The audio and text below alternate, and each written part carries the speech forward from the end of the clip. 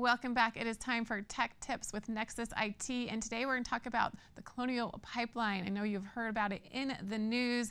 It's something that is definitely a drastic, alarming, almost sounds like the plot to a movie or a very intense novel. Here to tell us about what we need to know about it and what we can do and how it affects us is Tara Anderson and Earl Foote from Nexus IT. We're grateful that they're here with us again to break this down for us. In fact, Earl, let's start with you. Tell me what we need to know about this. Yeah, thank you, Christine, and thanks for having us on. You're right. This is one of those scenarios that seems like the movies we used to watch. It seems fictitious, but these are looming threats that have been around for for some time, and experts have been warning about them. And those are attacks on infrastructure.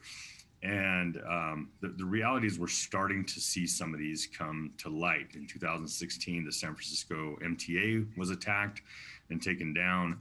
In 2018, the city of Atlanta was attacked and taken down. And we can talk more about those if you would like. But this scenario is a hacking group called DarkSide out of Eastern Europe or potentially Russia, who infected the Colonial Pipeline network with a ransomware. DarkSide is a ransomware as a service company, so you can actually go on the dark web and purchase ransomware from them and get technical support to deploy that ransomware and to do your nefarious deeds. It's quite crazy, but this appears to be a direct attack from DarkSide on Colonial Pipeline, and in the end, Colonial Pipeline, they did the right thing to keep the ransomware from spreading across their network, and they ultimately shut down the entire network, to save themselves, and that shut down the pipeline, for several days. In the end, Colonial Pipeline ended up giving in to DarkSide, giving in to the hackers. The ransom is undisclosed, but experts are saying that it looks like it was around $5 million the Colonial Pipeline paid in order to appease the hackers, get them out of their network and move on and resume operations. Of course, it was very disruptive. For several days, that is the primary vein of oil to the eastern seaboard. 45% of all oil flows through that pipeline for the eastern seaboard. And so we saw, rush panic buying on gasoline, along the eastern seaboard. That led to, spikes in gas prices, higher, I should say nationwide. There were spikes in gas prices, at levels that were higher than anything we've seen since 2014. It's a really interesting illustration and frankly, a scary illustration of what can happen when cyber criminals choose to attack infrastructure. Fortunately for us, supposedly DarkSide has a code of conduct, and they won't attack governments, and they won't attack healthcare related, types of anything that would place anybody at risk, supposedly. But there are hackers out there who do not have the Robin Hood code of conduct like DarkSide. So we have to be careful. And Tara, what do we need to know about this? How does it affect us? And is this attack over? I would say that this attack may be over specific to Colonial Pipeline. Whereas, yes, the DarkSide did disclose a note, if you will, of an apology for being socially disruptive.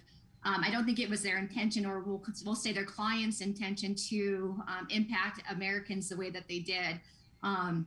They certainly don't seem to want to be in the limelight and catch the attention of the U.S. government like they have. You might have seen President Biden talk for about 15 minutes about remediation and how we're going to respond as a country to this attack, and I think they're kind of taking the position like, oh, hey, we're just after money. We have this ransomware as a business, and we coach to that. And we, like Earl said, we have a hotline that helps our partners and clients carry out ransomware attacks. We even have a number for victims of ransomware to call and negotiate ransom. So I don't think their intention was to dismantle life as we know it here in America, and they certainly don't want the backlash from the American government. Right now, as we know it, they are out of Russia or the Soviet bloc. They could potentially be under safe harbor from Putin, which is kind of troublesome. But right now, I think they're just kind of taking the position like, hey, we're just after the money. What could daisy chain into further attacks in other parts of our infrastructure could be the notoriety of this act and the fact that they were potentially paid $5 million or beyond in ransomware in the form of Bitcoin. So it could potentially become a trend because it was carried out so far successfully. They haven't seen any punishment for these acts as of yet, and they could potentially be under safe harbor. So again, it's a business.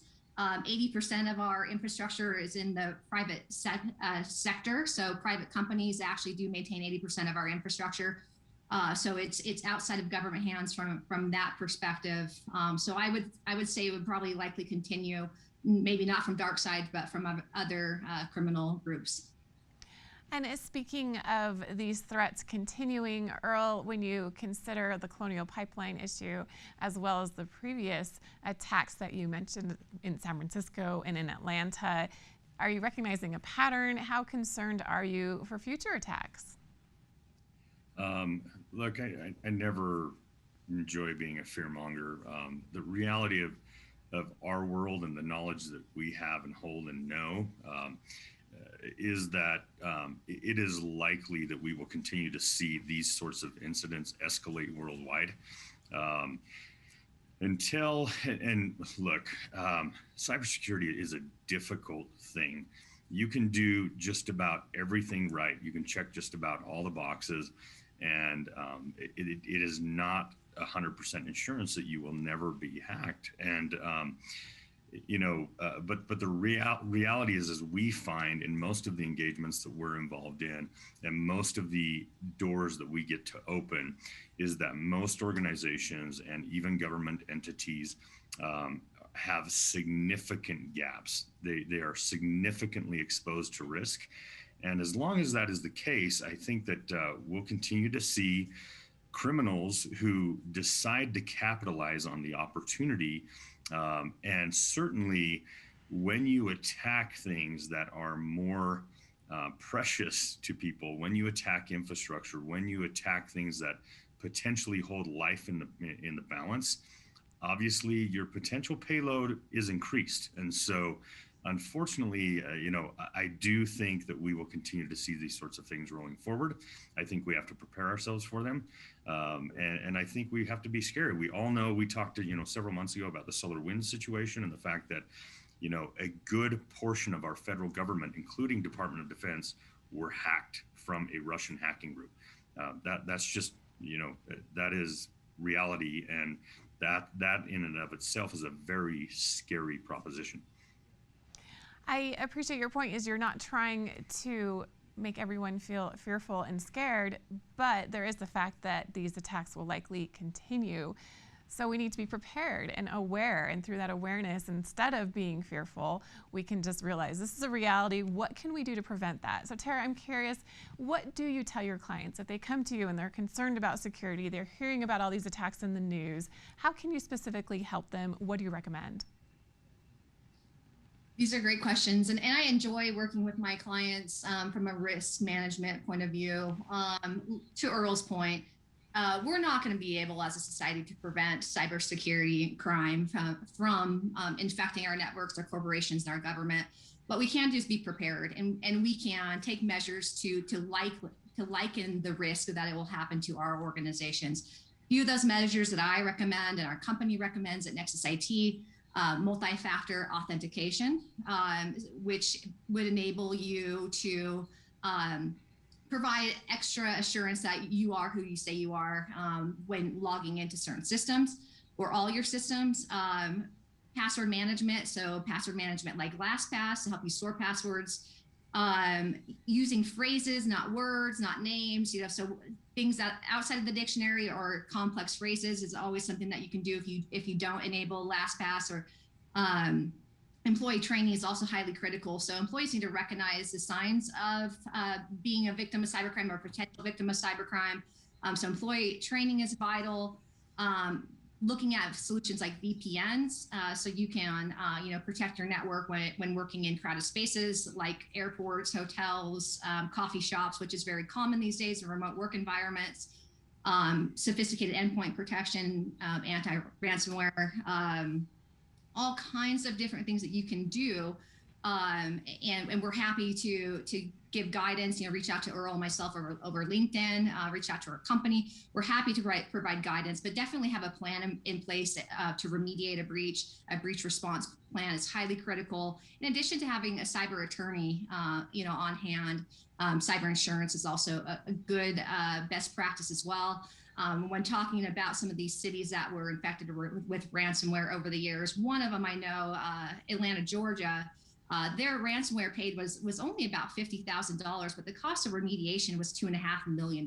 So if you can look at that, you can kind of magnify the cost of remediation attached to the cost of ransomware. It's highly expensive and often business ending for private organizations. So by going through those best practices, that's a really good reach out to either one of us, and we can dig in a little bit further with you. And Earl, we are short on time, but I'm curious, what is the best way to reach out to Nexus IT if you have security concerns or really any issues within technology, individually or within your business? Yeah, certainly. 435-487-9099 or on the web at nexusitc.net. Well, thank you so much, Earl, Foote, and Tara Anderson for joining us today. We appreciate this important discussion about the Colonial Pipeline, other cyber attacks, and the awareness that we need to be prepared and ready and secure. And Nexus IT can help you with all of those things. Be sure to reach out to them, find out exactly what you can do and how they can help.